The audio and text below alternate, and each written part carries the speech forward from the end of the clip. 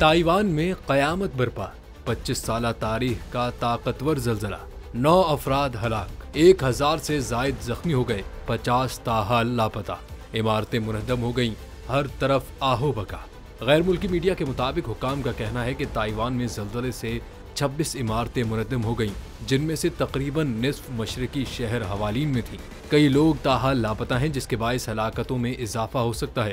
गैर मुल्की खबर एजेंसी के मुताबिक जलजले के बाद ताइवान के दारुल हुकूमत ताइपे के मुतअद्दिद इलाकों में बिजली की फराहमी मुअत्तल हो गई। ताइपे के सेस्मोलॉजी सेंटर के डायरेक्टर ने खदशा जाहिर किया कि जलजले के बाद कई आफ्टर शॉक्स महसूस किए जा चुके हैं और इनके आइंदा 2-3 दिन तक जारी रहने का इम्कान है।